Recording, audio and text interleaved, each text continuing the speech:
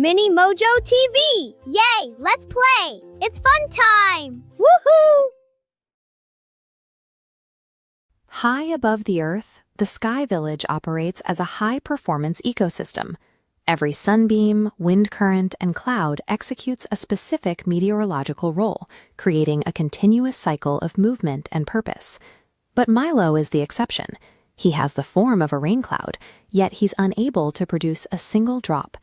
In a system built on output, he's effectively stalled by a functional block he can't explain. When Breezy, the wind, sweeps by to pull him into a game of tag, Milo stays stationary. His perceived defect is turning into a wall, physically and socially separating him from the rest of the weather patterns. Milo is trapped in a narrow perspective. He isn't looking at the village or the sky. He is looking only at the one thing he cannot do, which makes him feel like he has no place in the world at all. Sunny, the sunbeam, tries to break the tension, suggesting that Milo's value isn't missing, it's just dormant. The idea is that Milo carries a specific potential that hasn't been activated yet, but focusing entirely on that one failure creates a feedback loop. By obsessing over his deficit, Milo is effectively closing off any path toward discovering what he is actually capable of. Drizzle, an older rain cloud, steps in to offer a different logic. He suggests that Milo's problem isn't a lack of ability, but a lack of the right kind of fuel. Drizzle proposes a specific cause and effect relationship. He argues that raining isn't something you force through effort, it's a byproduct. As this diagram shows, when you help others, you fill an internal reservoir, the full heart, which eventually triggers the rain output. Milo begins the test by drifting into a new position to intercept the sun. He provides immediate shade for the animals on the ground below. The action node lights up, and a pulse of energy moves into the reservoir. Next, he alters his shape to act as a sail, assisting Breezy in carrying seeds across the landscape.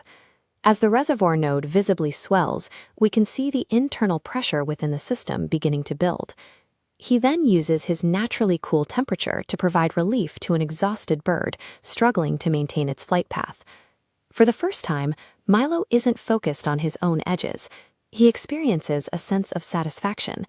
Even though he still hasn't reigned, he is beginning to see himself as an active participant in the world. By turning his attention toward the needs of others, Milo has bypassed his initial block. He's stopped trying to force a result and has started filling the emotional reservoir required to produce it. The village below has reached a breaking point. The earth is cracked, the crops are wilting, and Sunny makes it clear that the situation requires immediate intervention. Instead of retreating into his usual despair, Milo feels an intense, outward-facing desire to help. The crisis on the ground has become more important to him than his own frustration.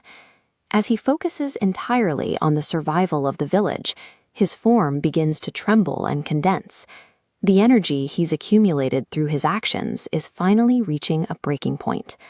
That outward focus becomes the final catalyst. The internal pressure shatters the block, and the first drops of rain finally release.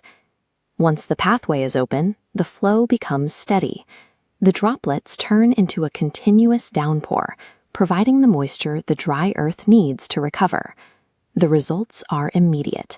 The plants begin to stand tall, the children rush outside to celebrate, and the rest of the celestial community sees that Milo has found a way to contribute that is entirely his own.